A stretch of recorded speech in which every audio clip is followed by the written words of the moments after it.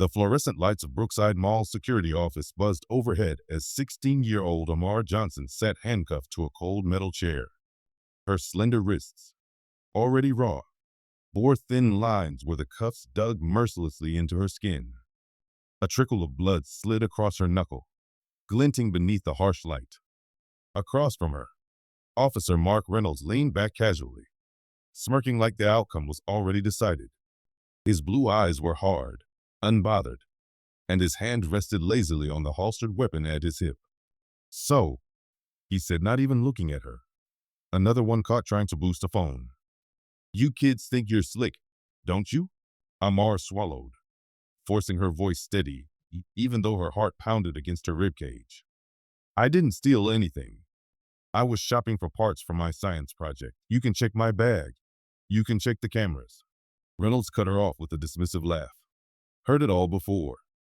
Everybody's innocent, right? Let me guess. Your mom's a lawyer? Or maybe the mayor?" His sarcasm dripped across the room like oil.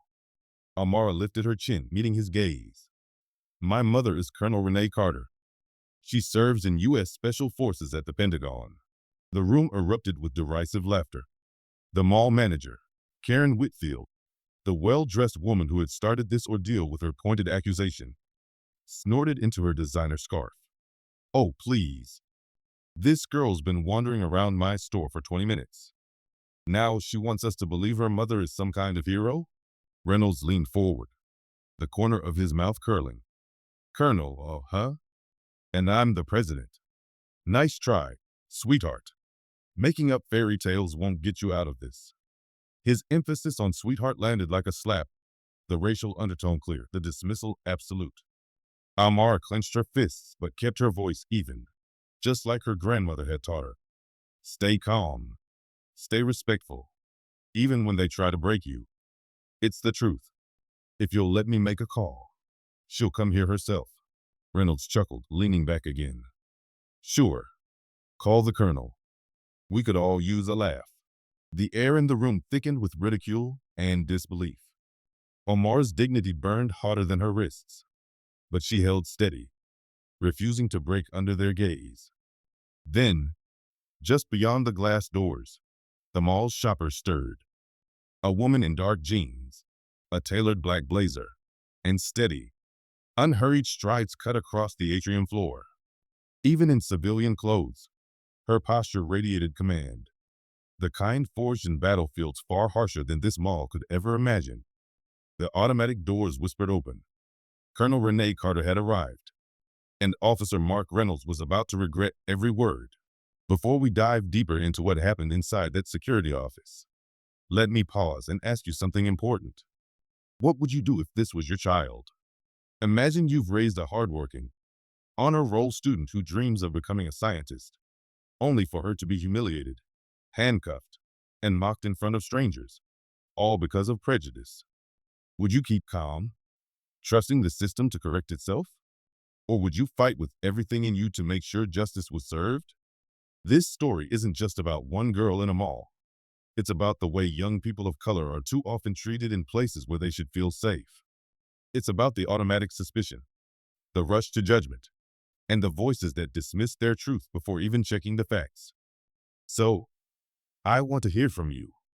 Drop your location in the comments. Where are you watching from today? Comment #1 if you think Officer Reynolds went too far by mocking Amara without evidence. Comment #2 if you believe he was just doing his job.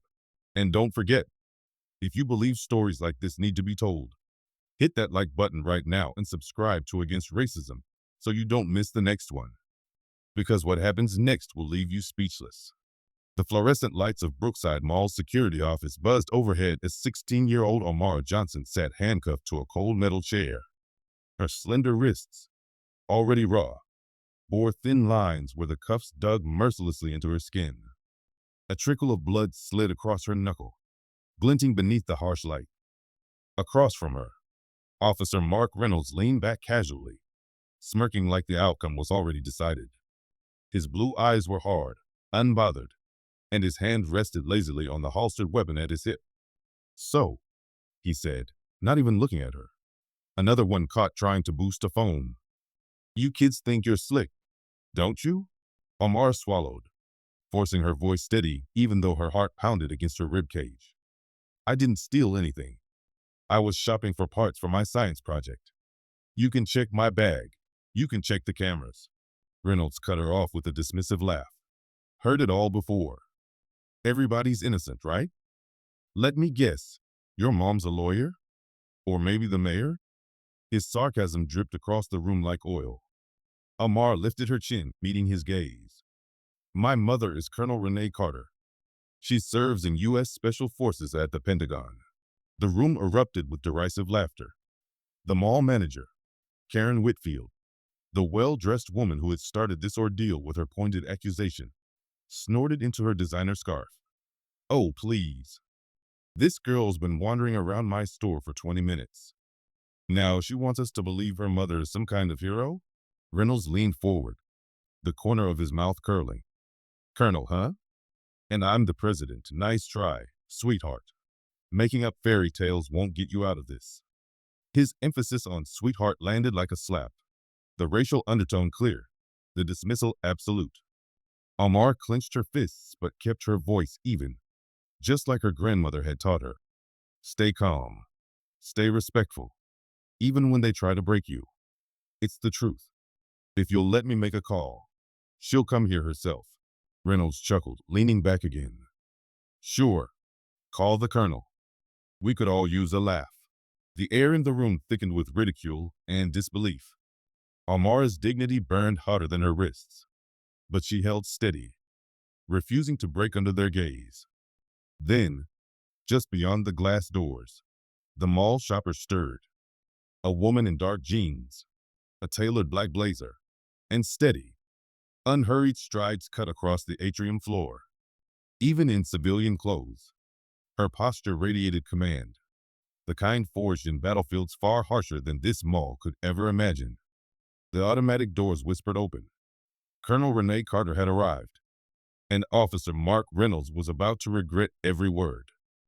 That Saturday morning had begun like any other for Amara Johnson. The September sun streamed gently through her bedroom blinds as she pulled on her favorite NASA t-shirt, the one with a tiny stain of blue paint from last year's science fair. Her natural curls were pulled neatly into a puff, and a stack of color-coded index cards sat on her desk, evidence of the organized, determined student she had always been. Amara was 16, a junior at Eastbrook High, and already known as the brightest science student in her class. While other teens spent weekends at the movies or scrolling endlessly through TikTok, Amara poured her energy into building a solar energy conversion prototype for the regional science competition. Her dream? To one day become a biomedical engineer, developing technologies that could save lives. That morning, she'd carefully packed her school ID, a shopping list scribbled in her precise handwriting, and a folder containing research notes. She didn't carry much money, just enough to buy the specialized electronic parts she needed from Tech Haven, a store nestled inside Brookside Mall between luxury boutiques and shoe outlets. Walking into the mall, she felt hopeful. This project could be her ticket to scholarships, opportunities, maybe even a path to the career she'd envisioned since middle school. She adjusted her backpack strap, rehearsing equations in her head, oblivious to the suspicious gaze that followed her. Behind the counter, a clerk narrowed his eyes. A middle-aged man with thinning hair. His lips pursed each time Amara examined an item without buying it immediately. He drifted closer, straightening displays she hadn't touched, muttering under his breath. Amara noticed but brushed it off. After all, she was used to being questioned in stores. Still, the stares never grew easier. She clutched her list, politely explaining more than once. It's for a science project. You can check my ID if you want. She smiled, hoping to soften his suspicion. But his eyes never softened.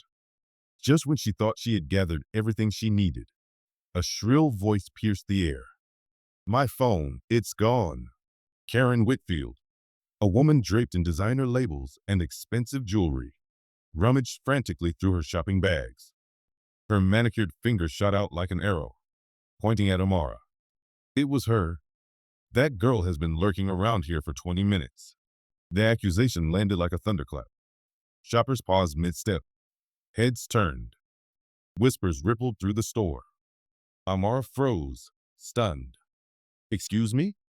No, I didn't take anything. I don't even own the same phone." She raised her bag, showing neatly packed wires and circuit boards. But Karen's words carried more weight than her truth. The store manager rushed over, eyes wide with exaggerated concern. "Don't worry, ma'am. We'll handle this." Within minutes, two mall security guards appeared, their heavy boots echoing against the tiled floor. Before Amara could finish explaining, rough hands clamped around her arms. "There's been a mistake," she protested, her voice steady despite the panic building in her chest. "Please, check the footage. Call my teacher. I didn't do this." Her words fell flat, drowned beneath assumptions that had already been made. As shoppers pulled out their phones to record, humiliation rose like fire in Amar's chest. Her cheeks burned as the guards marched her through the mall, past families licking ice cream cones, past teens giggling at selfies. All eyes seemed to say the same thing: she must be guilty. By the time she was shoved into the security office chair, her wrists bound far too tightly, Amara understood the truth she had always been warned about. Sometimes, it didn't matter how smart you were, how polite you were, or how innocent you were. To them, you were only what they decided you looked like. And today, they had decided she was a thief. The mall security office smelled faintly of stale coffee and disinfectant. Amara sat rigid in the chair, the cuffs biting into her wrists each time she shifted. Across the table, the store manager fidgeted beside Karen Whitfield, who now looked completely composed, scrolling on her phone as though her accusation had cost her nothing. The door swung open. Officer Mark Reynolds strode in, his police uniform pressed, his boots polished to a shine that screamed authority.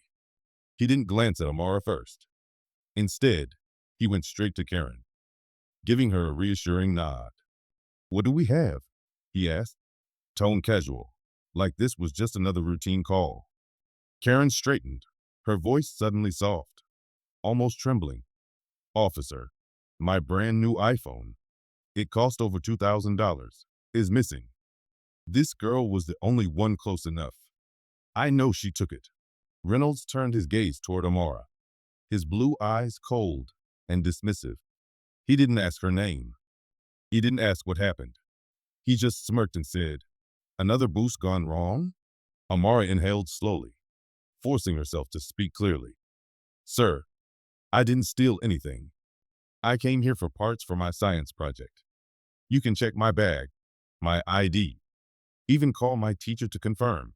Yeah, Reynolds interrupted with a wave of his hand. "Heard it all before. Every kid says they're innocent. Empty your pockets and that bag." Now, her stomach twisted, but she complied. One by one, she pulled out the carefully organized items she'd bought. Small wires, microchips, resistors, notebooks filled with equations. Even her wallet slid onto the table, revealing her Eastbrook High student ID and a certificate of perfect attendance tucked neatly inside. Reynolds dumped it all into a messy pile, scattering her belongings like trash.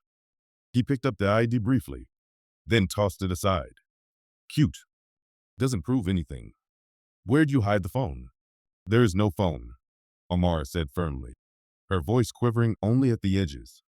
"If you check the security cameras, you'll see I never touched her bag." Karen leaned forward, lips curling into a sneer.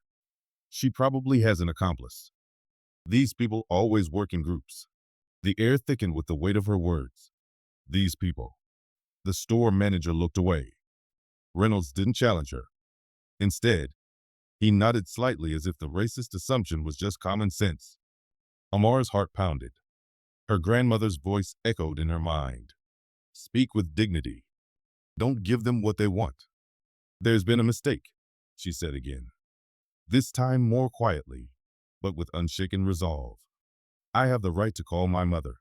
That was when Reynolds leaned down, his breath heavy with mockery. "And who's mommy supposed to be? Someone important?"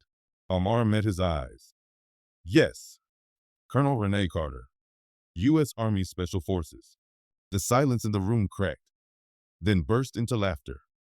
Karen clutched her pearls dramatically. The store manager chuckled nervously, and Reynolds grinned wide. Special Forces? Really? He mocked, voice thick with sarcasm. That's a new one. Listen, sweetheart, spinning fairy tales won't save you. I've been doing this 20 years. I know your kind, always thinking you can talk your way out. His emphasis on your kind landed sharp, undeniable in its intent. Amar's chest tightened, but she kept her composure. She didn't fight, didn't cry. She simply repeated, I want to make my phone call. Now. Reynolds studied her for a moment, something like irritation flickering across his face. He pulled her phone from her bag and held it up mockingly. Fine. Let's call the colonel. Can't wait to meet your imaginary mom. Karen chuckled. This should be good. As Reynolds unlocked the phone, Amara recited the number from memory. Her wrists burned, her cheeks flushed, but her voice stayed steady. On the third ring, someone answered. Amara? What's wrong? It was a voice Amara knew better than her own heartbeat. Calm, commanding, threaded with both maternal warmth and military precision. Colonel Renee Carter was about to step into battle, not on a foreign battlefield, but here, in a suburban mall where her daughter's dignity had been stripped away, and none of them were ready for what she was about to bring with her. The moment Amara heard her mother's voice on the line, strength surged through her. She sat taller, despite the cuffs cutting into her skin. Mom, she said carefully, knowing the phone was on speaker. I'm being detained at Brookside Mall. A woman accused me of stealing her phone.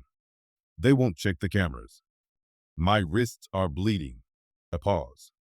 Then Colonel Renee Carter's voice dropped into that steel tone she used in briefing rooms and on battlefields alike.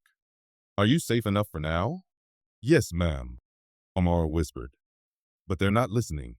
I'll be there in 20 minutes, Carter said, the quiet promise carrying the weight of command. Stay calm. Say nothing more. Give them nothing. Reynolds smirked, clearly amused. He ended the call and tossed the phone back onto the pile of Amara's belongings. Well, that was cute. Can't wait to meet Supermom. Karen laughed lightly, tapping her manicured nails on the table. I'm sure she'll be very intimidating in her imagination. The security guards chuckled along, their postures loosening as if the whole ordeal were entertainment.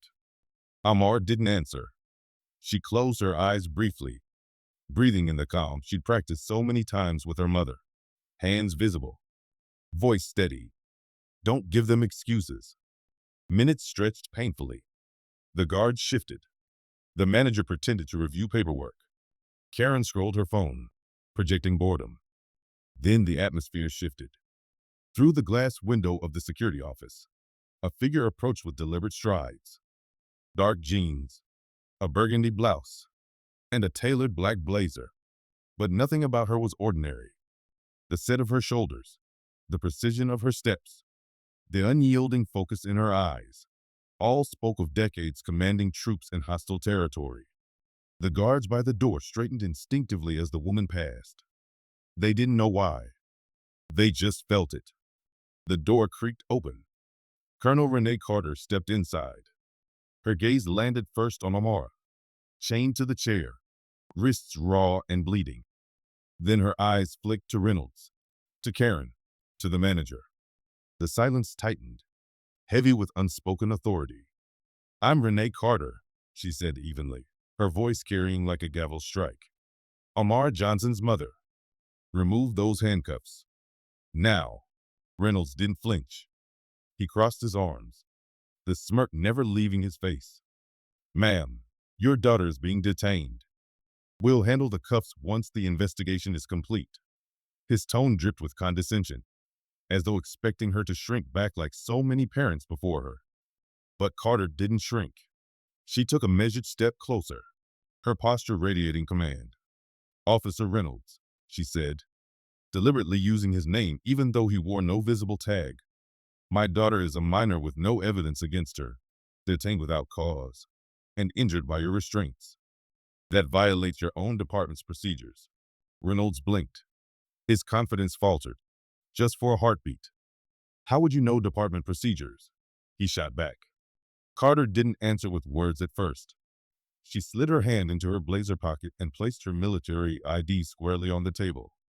The room seemed to tilt as the embossed letters caught the light. Colonel Renee Carter, United States Army Special Forces. Her eyes locked on Reynolds. That's how. The laughter died. Karen shifted uncomfortably, her confidence cracking. The guards exchanged uneasy glances. The manager's throat bobbed as he swallowed. For the first time since Amara had been dragged into that room, the balance of power shifted, and Officer Reynolds realized this was no ordinary mother. Colonel Renee Carter's ID sat on the table like a weapon, silent but devastating. The fluorescent hum of the office seemed louder in the pause that followed. Everyone's eyes darted between the card and the woman who had just set it down. "Remove those handcuffs," Carter repeated, her voice calm but commanding, every syllable precise. Reynolds' smirk wavered. He looked at Karen Whitfield, then at the store manager, searching for backup.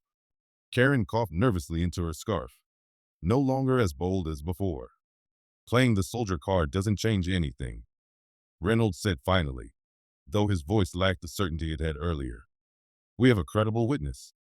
He gestured toward Karen. "We're following procedure." Carter tilted her head slightly. "What procedure authorizes you to handcuff a minor without reviewing video evidence? What procedure allows you to ignore her request for due process while her wrists bleed?" She turned briefly to the guards. "What's your mall's written policy?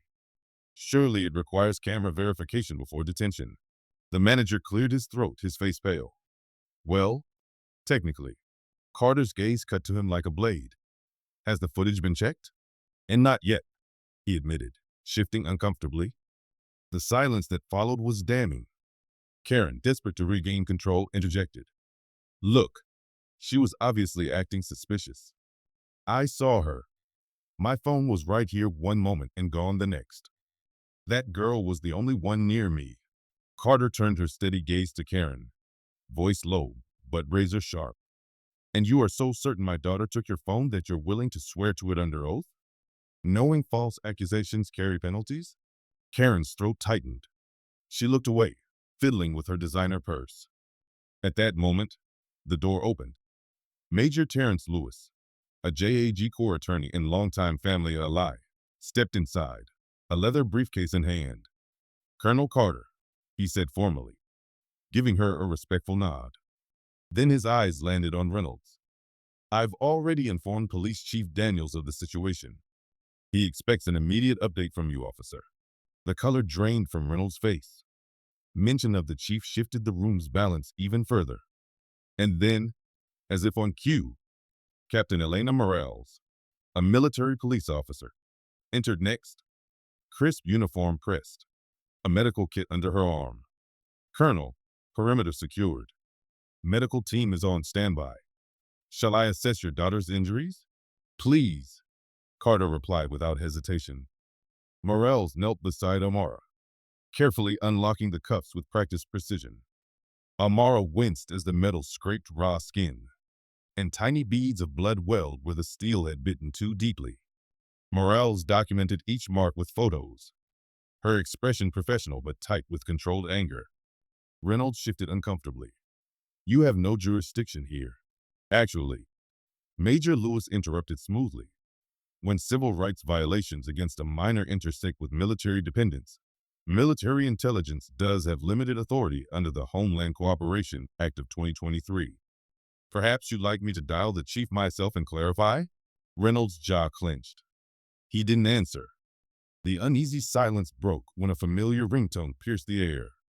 Everyone turned to see Karen's designer purse vibrating. She froze, fumbling through it until she pulled out an iPhone.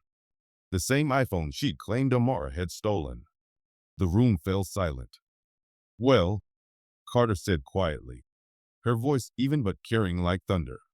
"Would that be the missing phone, Ms. Whitfield? Or do you carry two identical models?" Karen's face blanched. I must have overlooked it.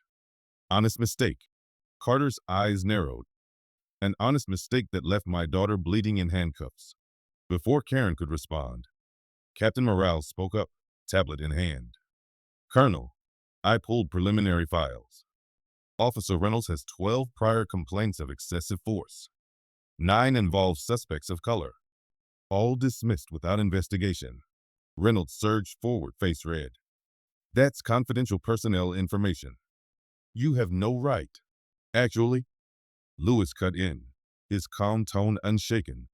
Patterns of civil rights violations fall under reviewable jurisdiction, and your behavior today fits the pattern precisely. Meanwhile, through the glass window, passersby had begun to notice. A small crowd gathered outside the office. Phones lifted, recording. Whispers swelled into murmurs. Word spread quickly. A young black honors student accused, handcuffed, humiliated, the daughter of a special forces colonel. Within minutes, local news vans appeared in the parking lot. Lights flickered, cameras rolled. The story was no longer contained. Karen clutched her purse tighter, panic settling in. The store manager muttered about corporate liability and tried inching toward the door, only to be blocked by Morales. Reynolds' hand hovered near his holstered weapon, a reflex born of frustration and desperation. Chief Daniels' arrival cut through the tension like a blade. The police chief, a man with decades etched into his lined face, surveyed the room with a sharp gaze. His eyes locked onto Amar's raw wrists, then on Reynolds' defensive posture. I received troubling reports, Daniels said, voice quiet but heavy. I see they weren't exaggerated. Reynolds stiffened. Chief, we were just following. Enough, Daniels snapped. Which part of our procedure allows handcuffing a minor until she bleeds? Which part authorizes ignoring evidence before making an arrest? And where's your body camera footage? Reynolds instinctively touched his chest, where the camera should have been. Technical malfunction. I reported it last week. Daniels' glare hardened. According to logs, your camera passed inspection this morning. Care to explain? The room tightened again. Outside, the crowd's buzz grew louder. Inside, the power dynamic had flipped completely. Amara, though shaken, sat taller, her posture steady. For the first time since the ordeal began, she felt the weight of injustice lifting, not because the pain was gone, but because the truth was finally clawing its way into the light. Officer Reynolds, once so smug, now looked like a man standing at the edge of his career, staring down into the abyss he had dug himself. And Karen Whitfield, once the accuser, now sat silent, her lie exposed for everyone to see. Before we move into the final resolution of this story, I want to pause and ask you, what's your take on everything that just unfolded? Think about it: a 16-year-old honor student, handcuffed until her wrists bled, mocked when she told the truth, and accused without a shred of evidence. Then, when the real facts came out, it turned out the accuser had the phone in her own purse the entire time. So let me ask you directly. Comment #1 if you believe Officer Reynolds should be fired immediately for racial profiling and abuse of power. Comment #2 if you think suspension with mandatory retraining is enough. And let's talk about Karen Whitfield. Should she face charges for filing a false report? Or should she be allowed to walk away with just an apology? What do you think? Should people like Karen be held legally accountable for the harm they cause? Or is public embarrassment punishment enough? Drop your thoughts below. And while you're at it, if you believe Amara's courage and Colonel Carter's strength deserve recognition, hit that like button right now. It helps more people hear stories that challenge injustice and expose the truth. Because what happens in the resolution of this story will prove that speaking up can change more than just one life. It can spark a movement. Chief Daniels' presence shifted the room into silence. His authority was different from Colonel Carter's military command. Less sharp-edged, more weathered, but equally undeniable. He crossed his arms and looked directly at Officer Reynolds. You ignored evidence. You humiliated a minor. You failed to activate your body camera. And you mocked her mother's service to this country. Reynolds opened his mouth, but Daniels' raised hand silenced him. Turn in your badge and weapon. Effective immediately. You are suspended pending investigation. The smirk that had carried Reynolds through countless encounters evaporated. His hand trembled slightly as he unclipped his badge, placing it on the table. The metallic clink echoed like a gavel striking. Karen shifted in her seat, panic flashing across her face. This is outrageous. I was just trying to protect my property. Carter turned to her, eyes steady, voice quiet but lethal. By fabricating a crime and targeting a child? My child? The chief nodded. Ms. Whitfield, you will be charged with filing a false police report and obstruction. You've wasted resources, damaged reputations, and traumatized a young woman. I suggest you call your attorney. Karen's face drained of color. She clutched her purse like a life raft, but it couldn't shield her from the truth. Meanwhile, Amara sat straighter, her wrists now wrapped in clean gusts thanks to Captain Morales. She looked at her mother, whose hand rested firmly on her shoulder. In that moment, the shame that had burned her cheeks earlier transformed into something else, dignity. The manager fumbled nervously. Colonel Carter, Chief Daniels, please understand, the mall doesn't condone this behavior. This was an isolated incident. Carter fixed him with a stare so sharp it cut through his excuses. Isolated? My daughter was paraded through this mall in handcuffs. Shoppers recorded it. Do you really believe the world will see this as isolated? As if on cue, Morale's phone buzzed with an alert. She held it up. Twitter, Instagram, TikTok, all ablaze with hashtags. #JusticeForAmara was trending within the hour. Videos of the incident, Amara's calm pleas, Reynolds' mocking laughter, Karen's dramatic accusation, circulated at lightning speed. Outside, the crowd had swelled. Protesters chanted for accountability, their voices rising like a tide. No more profiling. Justice for Amara. Chief Daniels sighed, realizing the storm ahead. We'll review policy. We'll issue a public statement. But more than that, we'll act. True to his word, within days. Officer Reynolds faced official charges of misconduct and civil rights violations. His long record of complaints finally received scrutiny. Karen Whitfield was arraigned for filing a false police report. Her name, once whispered in country clubs, now headlined evening news broadcasts. Brookside Mall scrambled to implement sweeping reforms, mandatory bias training, independent oversight for security, and clear protections for minors. For Amara, the days that followed were a whirlwind. She gave interviews, not as a victim, but as a voice for change. I don't want another kid to go through what I did, she told reporters, her voice steady. We deserve to be seen for who we are, not what stereotypes say we are. Her science teacher, Mr. Albright, proudly held up her project at the regional fair, where Amara's solar energy prototype won first place. The trophy gleamed in her hands, but her smile carried something deeper than victory. It carried resilience. Colonel Carter remained by her side, a reminder that strength can be quiet, steady, and unshakable. You turned humiliation into courage, she told her daughter one night. That's what leaders do. And the world noticed. Across the country, parents, students, and activists rallied behind the hashtag. Schools invited Amara to speak about perseverance. Local lawmakers proposed legislation requiring transparency in mall security practices. Her ordeal became more than a personal story. It became a spark that lit conversations at dinner tables, classrooms, and city councils. A spark that demanded accountability. And through it all, Amara never let bitterness take root. She held her head high, carrying herself with the same dignity she had shown in that security office. Even when mocked and cuffed, the truth had come out. Justice had been served. But most importantly, change had begun. Now that you've seen how this story ends, I want to turn the focus back to you. Think about Amara. She walked into a mall on an ordinary Saturday, carrying nothing but hope, a shopping list, and her dreams of becoming a scientist. She left in handcuffs, mocked and humiliated, until her mother's strength and the truth turned everything around. But here's the harder question. How many times does this happen without a Colonel Carter to walk through the door?